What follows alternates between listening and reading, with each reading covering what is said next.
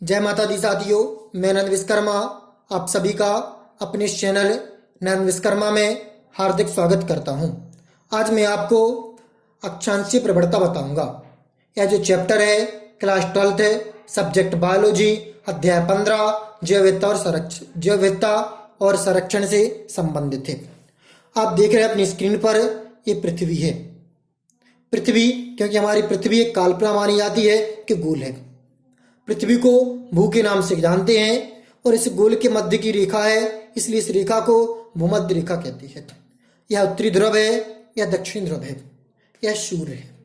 हमारे उत्तरी ध्रुव और दक्षिणी ध्रुव दोनों में रात और दिन 6 माह के होते हैं, अर्थात 6 माह की रात और 6 माह का दिन। क्यों?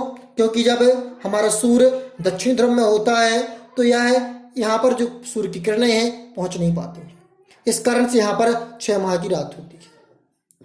जब हमारा सूर्य उत्तरी ध्रुव में होता है तब यहाँ पर किरणें इसकी नहीं पहुंच पाती हैं, इसलिए यहाँ पर 6 माह की रात होती है।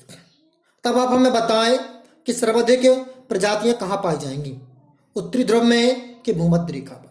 तो आप आसानी से कह सकते हैं, बताते होंगे, जानते हैं कि सबसे अधिक प्रजातियां बीच में पाई जाएंगी, क्योंकि यहाँ पर दिनों रात बराबर होती है, इसलिए यहाँ पर जो प्रजातियां हैं सर्वाधिक पाई जाएंगी। और जैसे जैसे ध्रुवों से मध्य में भूमध्य रेखा की ओर बढ़ते जाएंगे प्रजातियां बढ़ती जाएंगी, तो यहाँ पर सामान्य रूप से पाई जाएंगी, न ज़्यादा कम न ज़्यादा अधिक। और यहाँ पे सबसे कम प्रजातियां पाई जाएंगी दोनों ध्रुवों पर।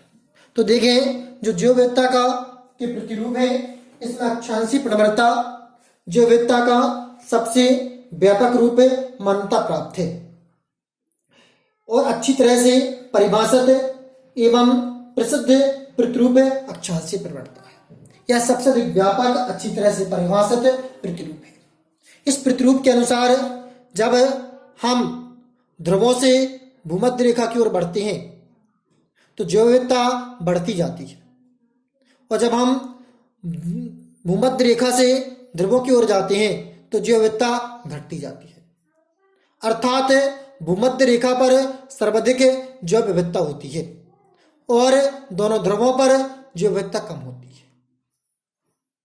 इस प्रतिरूप के अनुसार आप एक बार और अच्छे से सुने से, इस प्रतिरूप के अनुसार जब हम ध्रुवों से भूमध्य रेखा की ओर जाते हैं तो जैव विविधता बढ़ती जाती है।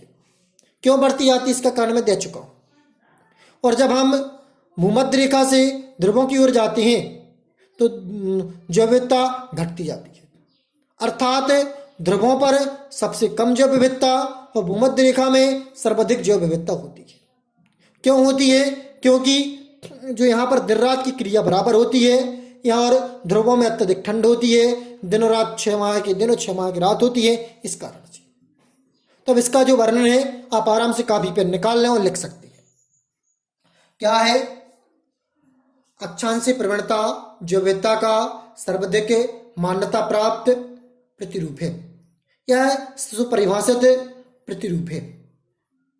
इस प्रतिरूप के अनुसार जब हम भूमध्य ध्रुवों से भूमध्य रेखा की ओर जाते हैं तब जैव विविधता बढ़ती जाती है, और जब भूमध्य रेखा से ध्रुवों की ओर जाते हैं तो जैव विविधता घटती जाती है। अर्थात दोनों ध्रुवों पर सबसे कम जैव विविधता होती है और भूमध्य रेखा में सर्वाधिक जैव विविधता पाई जाती है। जय माता दी साथियों।